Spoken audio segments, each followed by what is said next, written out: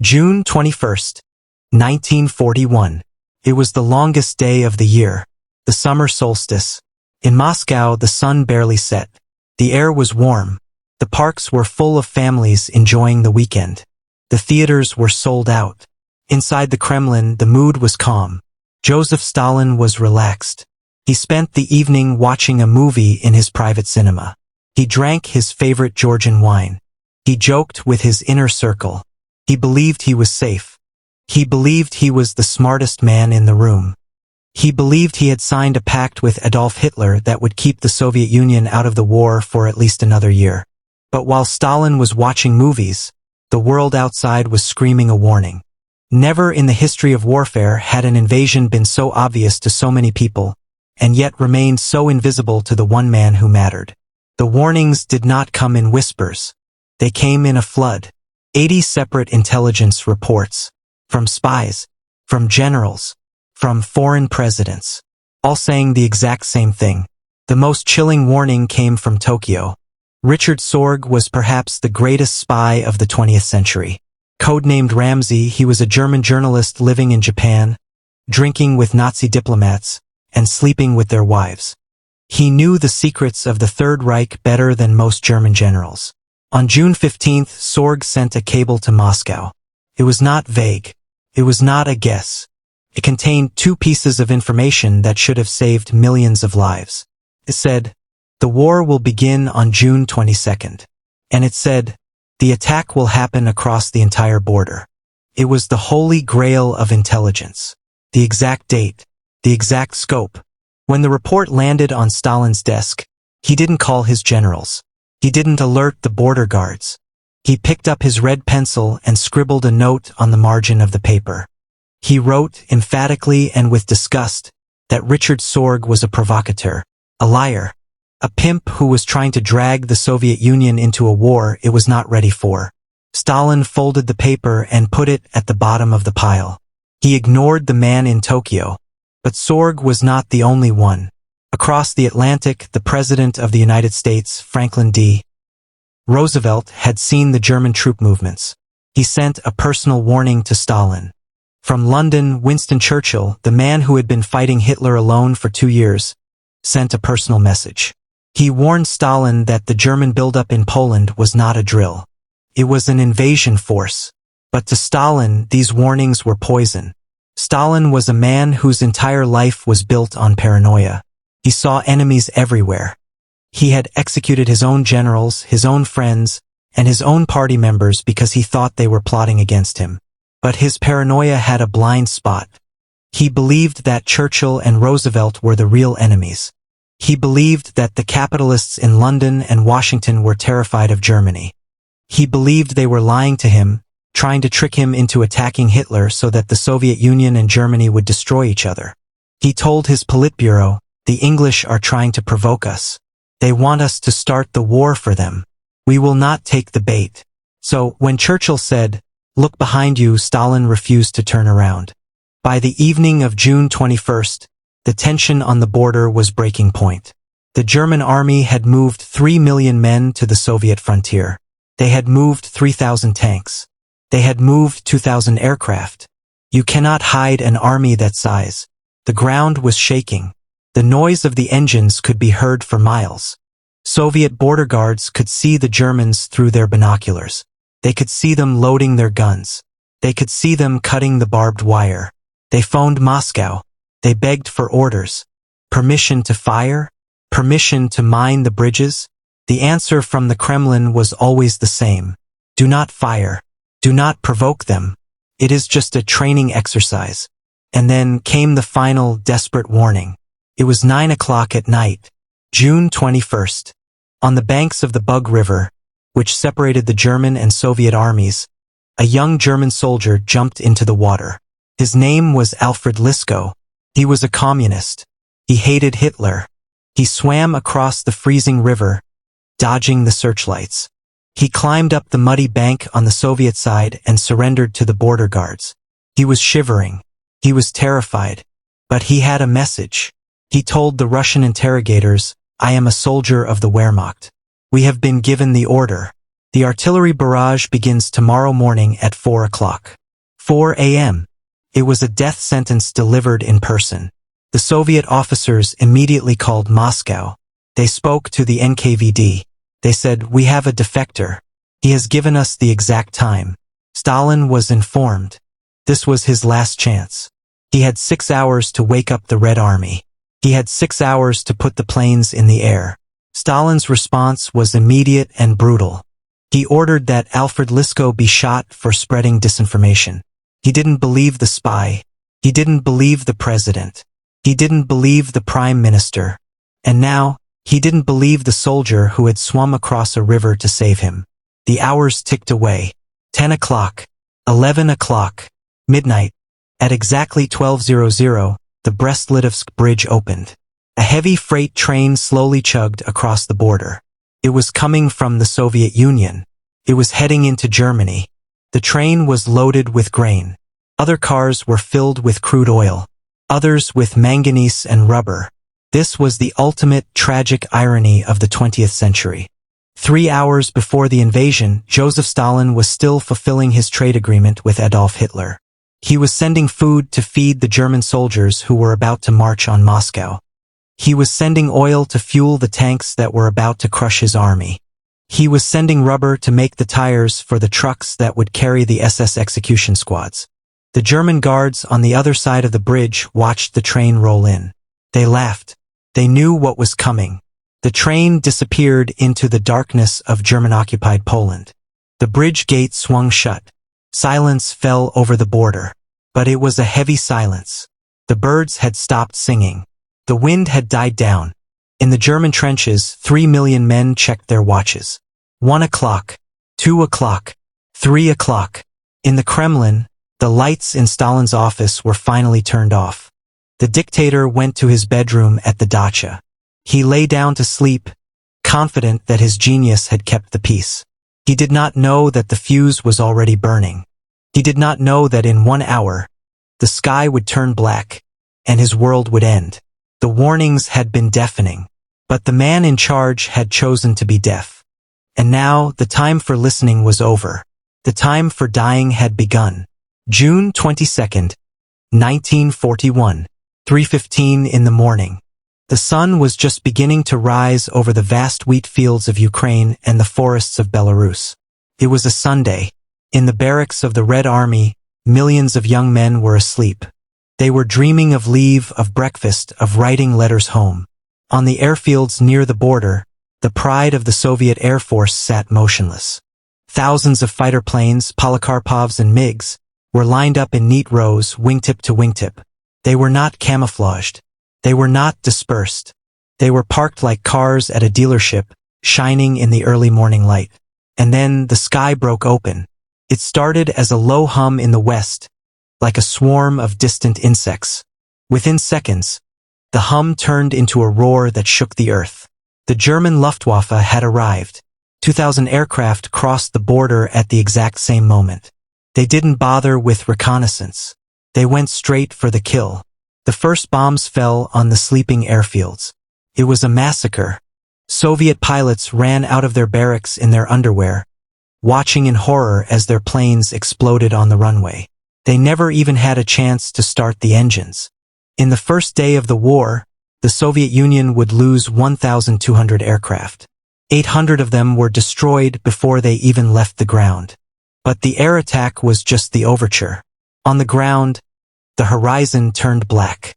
3 million German soldiers, 3,000 tanks, 7,000 artillery pieces, 600,000 horses. It was the largest invasion force in the history of mankind.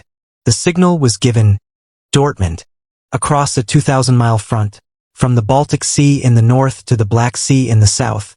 The German army surged forward. The artillery barrage was so intense that it melted the telephone wires. The border posts simply evaporated.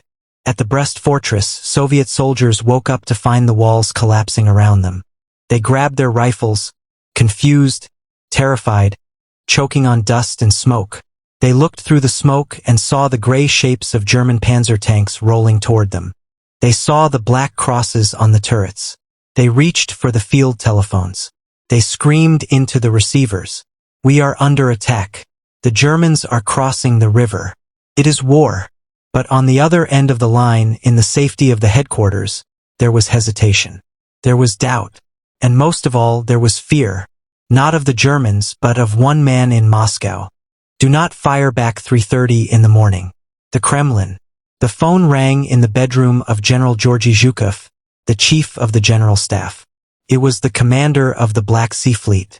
He was shouting, "General, Sebastopol is being bombed.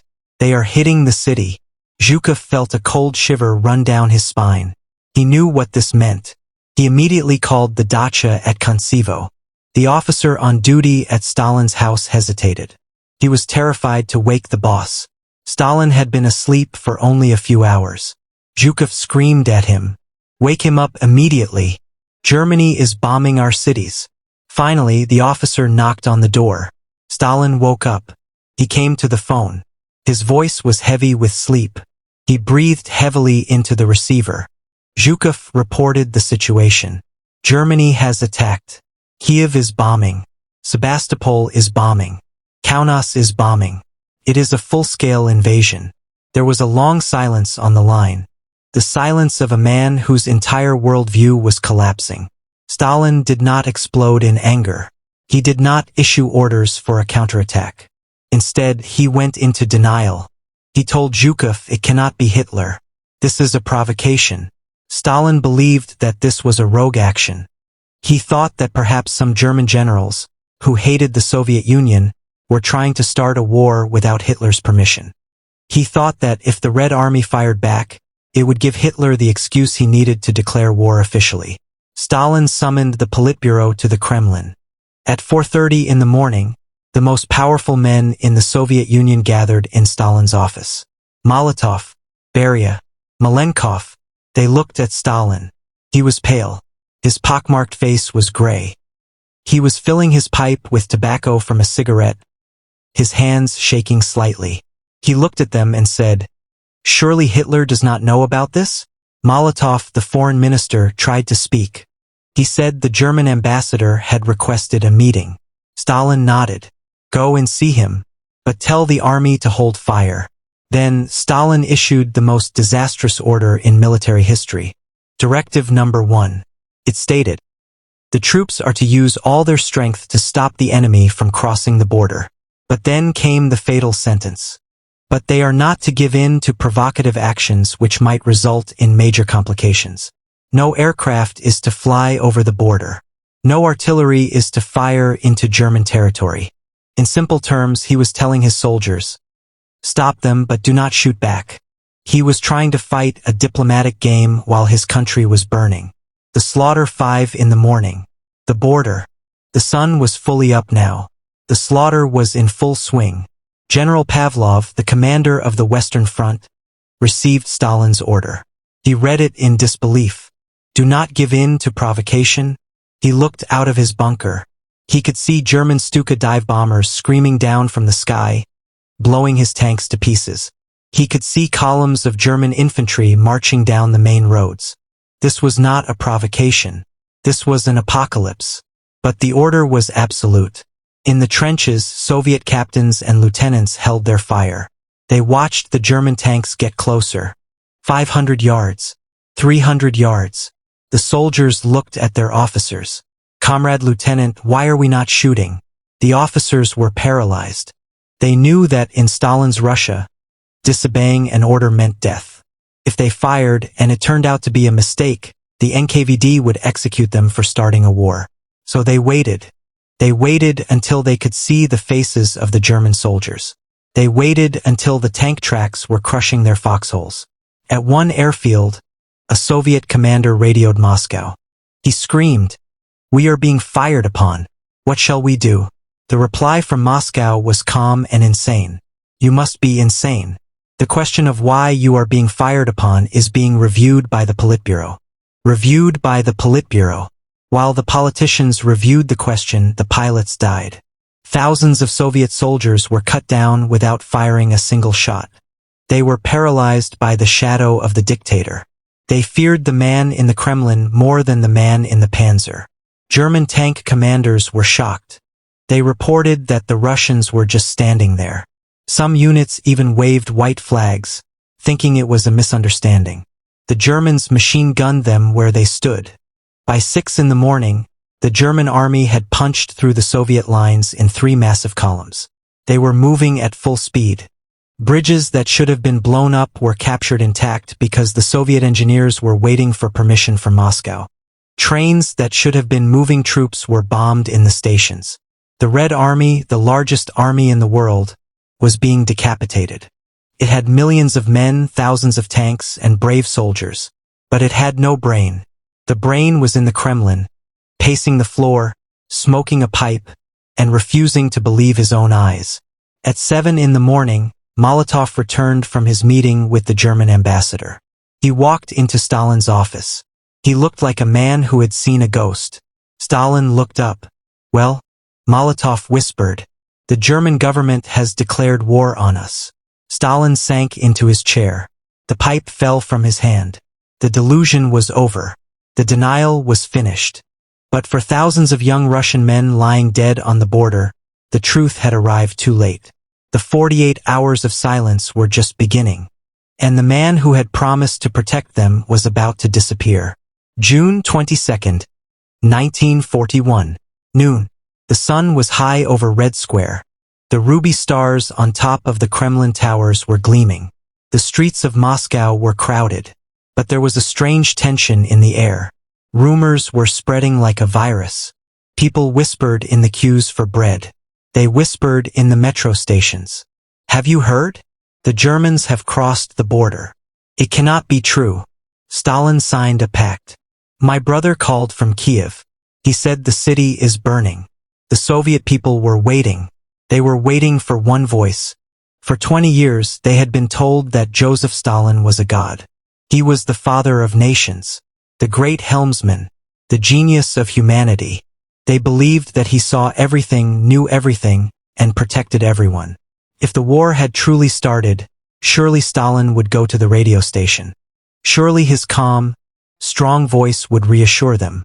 He would tell them that the Red Army was already crushing the invaders. Crowds gathered around the giant loudspeakers on the street corners. They looked up, shielding their eyes from the sun, waiting for the familiar heavy Georgian accent. But the voice that crackled over the speakers at 12:15 was not Stalin. It was Vyacheslav Molotov, the foreign minister, the man with the pince-nez glasses and the stammer. Inside the Kremlin, just minutes earlier, a pathetic scene had played out. The Politburo had begged Stalin to speak. They said, "The people need you. You are the symbol of the state." But Stalin had refused. He was pacing his office, smoking incessantly. He looked smaller than usual. The aura of invincibility was gone. He was not the man of steel in that moment. He was a man in shock. He waved his hand at Molotov. "You do it," he said. "I have nothing to say to them." Stalin was paralyzed by humiliation. He had been tricked. The man he respected most in the world, Adolf Hitler, had betrayed him. To speak to the people now would be to admit that he, the great genius, had been wrong. His ego simply could not handle the weight of his own failure. So Molotov sat in front of the microphone. His hands were shaking so badly that the paper rattled. He took a deep breath.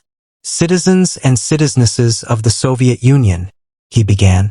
"Today, at 4 o'clock in the morning, without any claims having been presented to the Soviet Union, without a declaration of war, German troops attacked our country." Molotov's voice was flat. He sounded tired. He stumbled over the words. He ended with the famous line, "Our cause is just. The enemy will be defeated. Victory will be ours."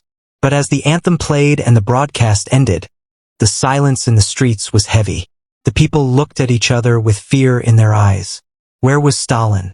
Why was he hiding? If the father was hiding, then the children were truly alone. The fall of Minsk in the days that followed. The silence from Stalin's office deepened. But the noise from the front line became a deafening roar. The German blitzkrieg was moving at a speed that defied the laws of physics. General Heinz Guderian, the father of the blitzkrieg, was driving his panzer tanks through the Soviet lines as if they were made of paper. On the first day, they advanced 50 miles. On the second day, another 50. The Soviet communications network had collapsed. German saboteurs had cut the telephone lines. Commanders in Moscow were trying to move divisions that no longer existed. They were sending orders to cities that had already been captured. Stalin sat in his office, staring at the big map on the wall. He demanded updates. Where is the Red Air Force? Where are the mechanized corps? His generals lied to him. They were too terrified to tell him the truth. They moved little red pins on the map, pretending that they were holding the line. But you cannot fight a war with pins. By June 27th, just 5 days after the invasion, the unthinkable happened. German pincers closed around the city of Minsk. Minsk was the capital of Belarus. It was hundreds of miles inside the border. It was supposed to be safe. But now, 300,000 Soviet soldiers were trapped in a massive pocket. The entire Western Front had practically ceased to exist. When the news reached Moscow, Stalin finally snapped. He ordered his car. He told Molotov and Beria to come with him. They drove to the Narkomat, the Ministry of Defense. They stormed into the Situation Room. General Timoshenko and General Zhukov were there. They were exhausted. Their eyes were red from lack of sleep. They were bent over maps that were useless. Stalin walked up to the table. He looked at the vast empty spaces on the map where the Soviet army should have been. He turned to Zhukov. His voice was a low growl. "Where are our troops?" Stalin asked. "What is the situation at Minsk?" Zhukov, usually a brave man, hesitated. He swallowed hard. "Comrade Stalin," he said, "we have lost contact with the Western Front.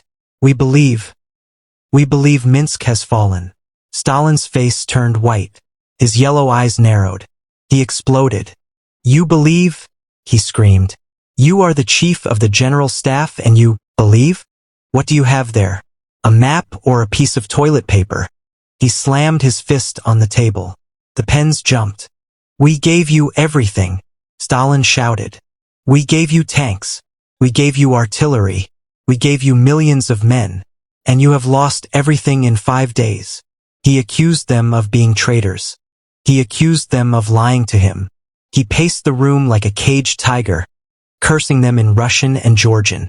Zhukov tried to explain that without radios, without air cover, they were blind. But Stalin didn't want explanations. He wanted a miracle, or he wanted blood. He stormed out of the ministry. He muttered a phrase that Molotov would remember for the rest of his life.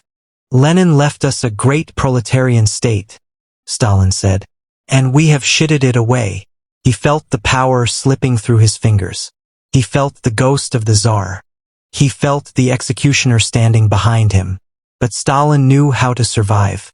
He knew that if the people blamed him, he would fall. So he had to find someone else to blame. He needed a scapegoat. The scapegoat, General Dmitry Pavlov, was the commander of the Western Front. He was a hero of the Soviet Union. He was a loyal communist. He was a tank expert.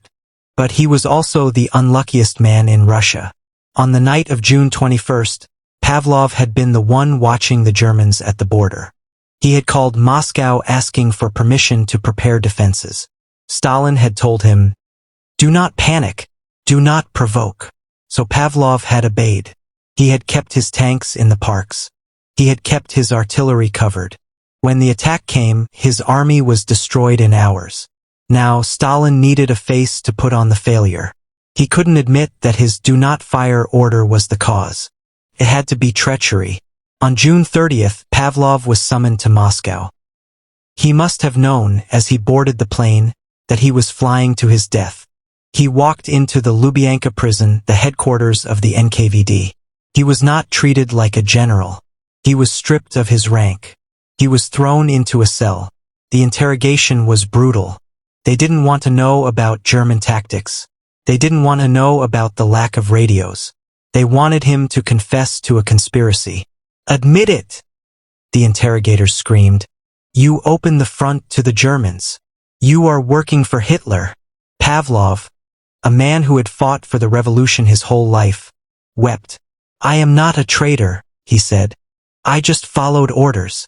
But in Stalin's world, Following the wrong orders was a crime. The trial lasted only a few hours. The verdict was written before it began. Pavlov was charged with cowardice, criminal incompetence, and allowing the enemy to break through the front. They didn't mention that the enemy broke through because Stalin had tied Pavlov's hands behind his back. On July 22nd, exactly 1 month after the invasion began, General Pavlov was taken to an execution yard. He stood against the wall. He was still wearing his uniform, but the stars had been ripped off. A squad of NKVD officers raised their rifles. Pavlov looked at them. Perhaps he thought about the irony. He was being shot by his own countrymen for losing a battle that his leader had forbidden him to fight. The volley rang out. Pavlov fell. Stalin had his scapegoat. The newspapers published the story the next day. Traitors in the high command executed. It was a message to every other general in the Red Army. Fight and win or come home and die. But executing Pavlov didn't stop the German tanks. They were still rolling. They were getting closer to Moscow. And the man who had ordered the execution was gone. After the meeting at the Ministry of Defense, after the rage and the screaming, Joseph Stalin had done something he had never done before. He had gotten into his car. He had driven to his dacha in the woods. And he had disappeared. The phone in the Kremlin rang, but no one answered. The generals called for orders, but the line was dead. The Soviet Union was facing the greatest threat in its history. And the captain of the ship had locked himself in his cabin and refused to come out. The 48 hours of silence had begun. June 28, 1941. The war was 6 days old. And the news from the front was no longer just bad. It was catastrophic. The German army had captured Minsk. This was not just a city on a map. It was the gateway to Russia. With Minsk gone, there was almost nothing standing between the German panzers and the capital city of Moscow. In the Kremlin, the atmosphere was suffocating. The air was thick with tobacco smoke and the smell of fear. Stalin stood over the map table. For days, he had been moving imaginary armies, screaming at his generals, and demanding counterattacks. He had been trying to force reality to bend to his will. But on the evening of June 28th, reality finally broke him. He looked at the vast empty space on the map where the Western Front used to be. He realized, perhaps for the first time, that he might actually lose.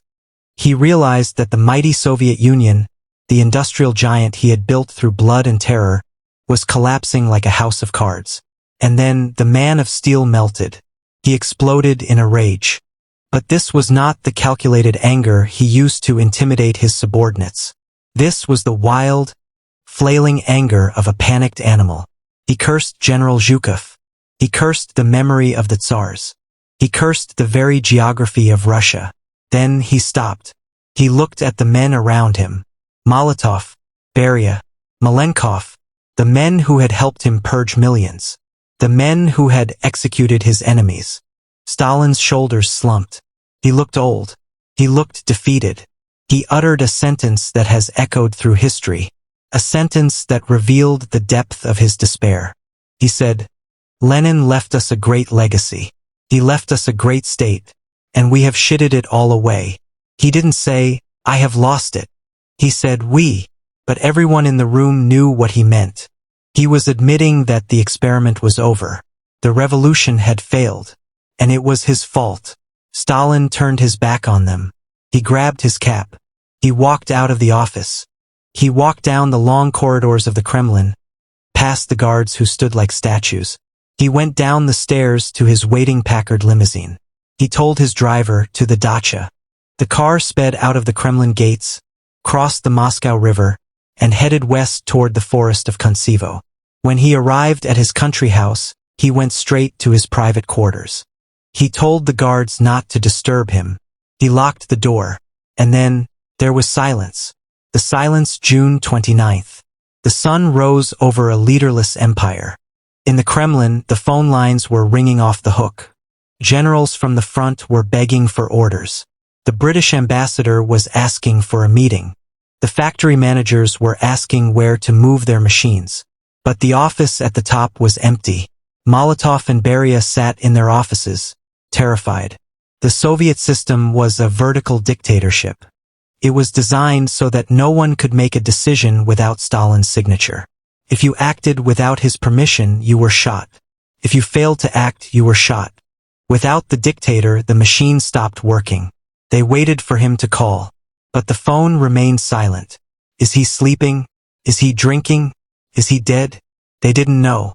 And they were too afraid to go and check. In the dacha at Koncevo, Stalin sat alone in the dark. We can only imagine what was going through his mind during those 48 hours. This was a man who had sent millions to the Gulag for lesser crimes than losing a war. He knew the history of the French Revolution. He knew what happened to failed dictators. They were taken to the wall and shot. He must have looked at his own reflection and seen a dead man walking. He waited for the sound of tires on the gravel. He waited for the footsteps of the NKVD. He waited for the knock on the door that would mean his time was up. But for 2 days nobody came. The Soviet Union was burning, and its captain was hiding in his cabin, waiting for the mutiny. The visit, June 30th. The situation had become critical. The Germans were advancing 30 miles a day. If someone didn't take charge immediately, Moscow would fall within weeks. The members of the Politburo held an emergency meeting in Molotov's office. Vyacheslav Molotov, Lavrentiy Beria, Georgy Malenkov, Kliment Voroshilov. These were hard men, ruthless men. They looked at each other and made a decision. They could not wait any longer. They had to go to the dacha. They had to confront the boss. They formed a convoy. Black limousines speeding through the streets of Moscow, heading for the woods. It must have been a tense ride. Beria, the head of the secret police, sat in the back of his car, his eyes behind his pince-nez glittering. Was he planning a coup? Was he planning to arrest Stalin and take power for himself? Molotov was nervous. He had been Stalin's right-hand man for 20 years. But he knew that loyalty meant nothing when the ship was sinking. They arrived at the gates of the Koncevo dacha. The guards were confused. They had strict orders from Stalin. Do not disturb. But here was the entire government of the Soviet Union demanding to be let in. The guards opened the gates. The cars rolled up the driveway and stopped. The men got out. They walked up the steps. They walked past the frightened servants. They came to the door of the little corner, the dining room where Stalin spent most of his time. They opened the door. The fear the room was dim. The curtains were drawn. The air smelled of stale tobacco smoke. Joseph Stalin was sitting in an armchair. He was wearing a simple gray tunic. He looked thinner than they remembered. His hair was messy. When he heard the door open, he jumped. He stood up. He backed away until he was pressed against the wall. He gripped the back of the chair. His eyes darted from face to face. He looked at Beria. He looked at Molotov. He was looking for the gun. He was looking for the arrest warrant. For 20 years, Stalin had been the one who sent men to arrest others. He knew the look. He knew the procedure. He believed, with absolute certainty, that they had come to kill him. He thought they had finally found the courage to blame him for the disaster, remove him from power, and execute him for treason against the revolution.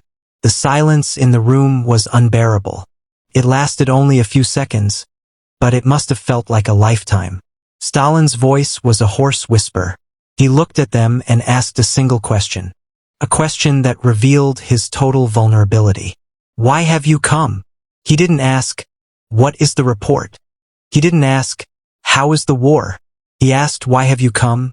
It was the question of a guilty man facing his executioners. Molotov stepped forward. He was the most senior member. Stalin tensed. This was it. This was the end. But Molotov did not pull out a gun. He did not pull out a warrant. He bowed his head slightly.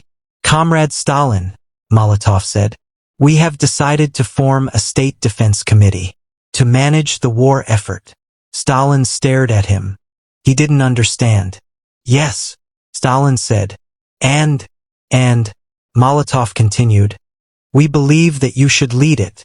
Stalin blinked. He looked at Beria. Beria nodded. He looked at Malenkov. Malenkov nodded. They had not come to arrest him. They had come to beg him. They were too afraid to take power. They were too accustomed to being followers. They needed him. They needed the monster to fight the other monster. The tension left Stalin's body. He let out a long breath.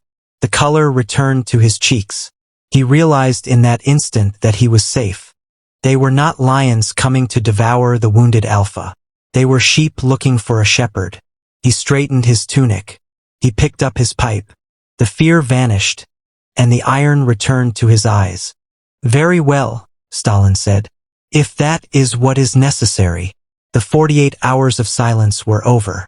The dictator had survived his moment of weakness. But now, the fear that he had felt in that room would be turned outward. He would take the terror he had felt and project it onto the entire Soviet Union.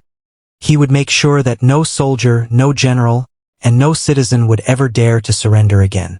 The phoenix was rising from the ashes, and it was hungry for blood. June 30th, 1941.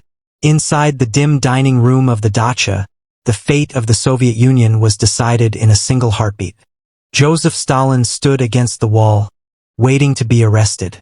Vyacheslav Molotov stood in front of him, asking him to lead. It was the ultimate paradox of the Soviet system. Stalin had built a machine that only he could operate. He had executed every independent thinker, every potential rival, and every general with a backbone. Now, in the moment of crisis, the men he had left alive were incapable of functioning without him. They were terrified of the Germans, but they were even more terrified of taking responsibility. They needed the monster. When Molotov said, "We want you to lead the State Defense Committee," Stalin's eyes changed. The fear evaporated. The trembling stopped. The man who had been hiding in his bedroom for 2 days suddenly straightened his spine. He realized he was untouchable. He walked back to his desk. He sat down. He didn't say thank you. He didn't apologize for his breakdown. He didn't apologize for the chaos he had caused. He simply picked up his red pencil and started issuing orders. In that moment, the paralyzed, frightened old man died. The Iron Phoenix rose from the ashes, and this new Stalin was colder, harder, and more ruthless than ever before. He looked at his inner circle and said, "We must organize the country into a single military camp. There will be no mercy for cowards." The retreat was over. The counterattack began. Not on the battlefield, but in the mind of the dictator. The Brothers and Sisters Speech, July 3, 1941. For 11 days, the Soviet people had heard nothing from their leader. They were terrified. The Germans were advancing on Smolensk. The rumors of Stalin's death were spreading everywhere. Then the radios crackled to life. "Comrades, citizens." The voice was familiar. Heavy, slow, with a thick Georgian accent. But the tone was different. Stalin did not start with the usual communist jargon. He didn't talk about the party or the proletariat. He used a phrase that no Soviet leader had ever used. "Brothers and sisters, I am addressing you, my friends. Brothers and sisters." It was biblical. It was emotional. It was the language of the Russian Orthodox Church, the very church he had tried to destroy. Stalin knew that people would not die for communism. They would not die for a political theory, but they would die for their motherland. They would die for their brothers and sisters. In that speech, he didn't lie about the situation. He admitted the danger. He said, "A grave danger hangs over our country." He called for a scorched earth policy. He told the people to destroy everything before the Germans arrived. Burn the crops. Blow up the bridges. Destroy the factories. Leave the enemy nothing but ashes. It was a speech of total war. It electrified the nation. The people finally had their orders. The father had returned. But the father had a knife in his hand. Order number 270. As Stalin regained his confidence, his paranoia returned. But now it was directed at his own soldiers. He could not accept that the Red Army was surrendering by the thousands because they were surrounded and out of ammunition. He believed they were surrendering because they were traitors. On August 16, 1941, Stalin signed Order number 270. It was one of the most brutal military orders in history. It stated, "Commanders and political officers who tear off their insignia and desert to the rear or surrender to the enemy are to be considered malicious deserters. The punishment was simple: execution on the spot. But it went further. Stalin ordered that the families of these soldiers would be arrested. If a soldier surrendered, his wife and children would be sent to the Gulag. He held the families hostage to force the men to fight to the death. Then came the blocking detachments. Stalin deployed NKVD troops behind the regular army lines. Their job was not to fight the Germans. Their job was to set up machine guns facing their own troops. If the Soviet soldiers tried to retreat without orders, the blocking detachments were ordered to mow them down. It was a grim choice for the Russian soldier. Death in front of you from the German panzers. Death behind you from the Soviet machine guns. So they fought. They fought with the desperation of men who had no other option. And slowly, terribly, the German advance began to slow down. The Nazi war machine, which had sliced through France and Poland like butter, began to get stuck in the mud and blood of the Russian stubbornness. Conclusion: the 48 hours of silence in June 1941 changed the world. If Stalin had trusted his spies, if he had mobilized the army on June 21st, millions of lives might have been saved. The Soviet Air Force might not have been destroyed on the ground. The disaster at Minsk might have been avoided. Stalin's ego, his paranoia, and his initial paralysis cost the Soviet Union dearly.